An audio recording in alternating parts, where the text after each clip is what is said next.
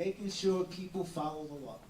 And you're going to need a mayor who's not afraid to make people follow the law, who's not afraid to make tough decisions, who's not going to play the same old game.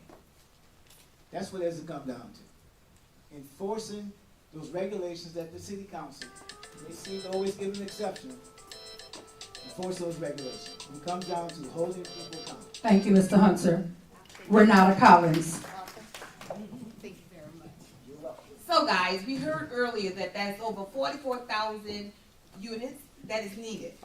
I believe that that has a large responsibility on our short-term rentals. As the mayor of New Orleans, I would love to work with the council so that we can have a designated area that's the only place where short-term rentals will be taken care of. And that we get rid of Airbnb and we capitalize on it by white labeling it and it be a brand organization by us. My goal is to put that area in the New Orleans East area by the Jazz Land. And that way we will reduce crime, we will have safer neighborhoods, and we will be able to give people an ability to live in the community versus having people coming in and out of our communities with short-term rentals. Thank you. Thank you. Eileen Carter.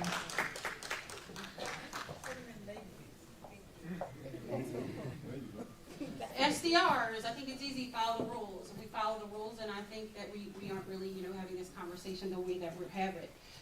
Just like the other gentleman said, it's really more of a council issue, and so we have some input, but it is something that the council will take up. Right. But we can kind of rub the issue in and bring your ideas to the table. But just like you said, your neighbor who needs to rent out the house, that's a different conversation than somebody buying up 100 units in the neighborhood. I worked for HRI for 5 years, and I did compliance. And I did lease up for American Can, and I did lease up for River Garden. So I understand some of these intricacies, and I really believe that working together, we can find a happy medium for our residents so that we can all put a little money in our pockets and succeed. Thank you, Ms. Carter. Russell Butler. Okay, to start off with, I have a hard time telling a property owner what they can do with their property. That's why they bought it.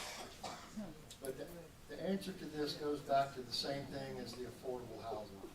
The STRs are pushing the rents up. We need more houses. Yeah. And we need to make it easier and more affordable to renovate houses in New Orleans and to build new houses in New Orleans. And the city also needs a faster and more streamlined way of dealing with the code violation houses that are just sitting there for years with $20,000, $30,000 worth of code violations on them. Those houses need to be put on the market and renovated so that we have more houses in New Orleans to bring the rents down. That's just one way to do it. Thank you, Mr. Butler. Frank Sturlock. I'm going to make a big statement here because I believe we need to make some radical changes. This city, short-term rental, capitalism is what our country was built on. We all are capitalists. Who we work for, how much we accept. We all have to hustle. Some of us have rented out those rooms. Look at all the Uber drivers out there. But let me tell you what, it goes back to New Orleans East. Under my administration, I'll make it real simple. Within the first act we're going to sign is a 50% reduction in property tax in District E. Now, there's a big caveat. Also, we're going to enforce all the blights, all the cleanup, and within 18 months, if they're not up to code, the city's going to step in and they'll take it out of their hands. It's that simple. New Orleans East is our biggest district. It is.